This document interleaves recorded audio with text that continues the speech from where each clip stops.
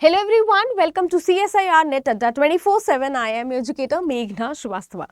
एक हाल में ही न्यूज़ आई थी कि एनटीए जो है वो किसी भी तरीके का रिक्रूटमेंट एग्जाम 2025 से नहीं कराएगी, वो सिर्फ और सिर्फ हायर एजुकेशन के एंट्रेंस एग्जाम पे फोकस करेगी।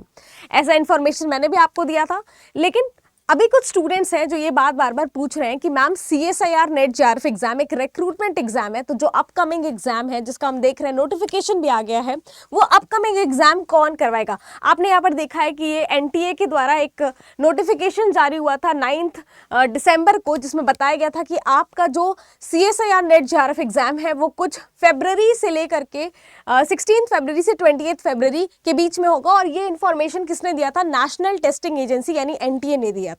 एंड उसके बाद ही ये न्यूज़ आई थी कि एनटीए जो है वो किसी भी तरीके का रिक्रूटमेंट एग्जाम नहीं लेगी, तो ये 2025 से नहीं लेगी और हम देख रहे हैं कि एग्जाम भी 2025 में होने वाला है।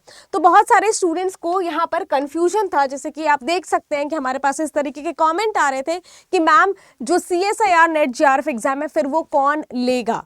तो आज हम बात करेंगे कि आपका एग्जाम जो है वो किस तरीके से कंडक्ट कराया जाएगा और कौन जो इस एग्जाम को लेगा। सबसे पहले मैं आपको बता दूं, जो हमारी नेशनल टेस्टिंग एजेंसी है ये एक ऑटोनोमस बॉडी है और ये डिपार्टमेंट ऑफ हायर एजुकेशन के अंदर ही आती है।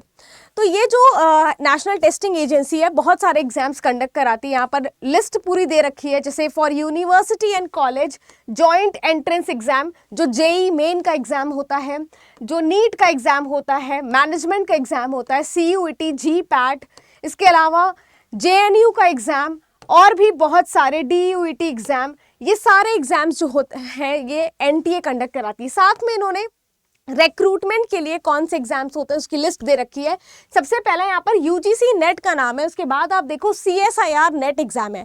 मतलब CSIR नेट एग्जाम भी आपका रिक्रूटमेंट एग्जाम है जो कि एनटीए कंडक्ट कराती थी और नोटिफिकेशन के अकॉर्डिंग 2025 से ये कंडक्ट नहीं करानी है।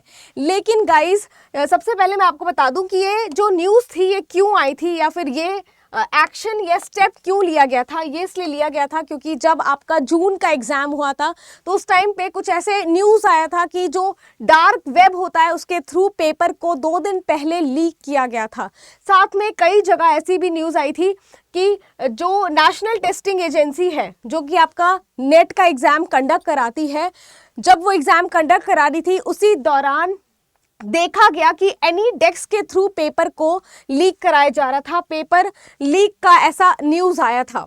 तो ये सारे जो न्यूज़ थे जहां हम पेपर लीक की बात देखते हैं, पेपर कैंसिल होता है बार बार, इसी के चलते ये एक स्टेप लिया गया है by the union education minister. लेकिन बात अब वापस से वहीं आ जाती है कि जो हमारा CSIR नेट जेआरएफ एग्जाम है वो कौन कंडक्ट कराएगा, क्या वो एनटीए कराएगी या नहीं कराएगी।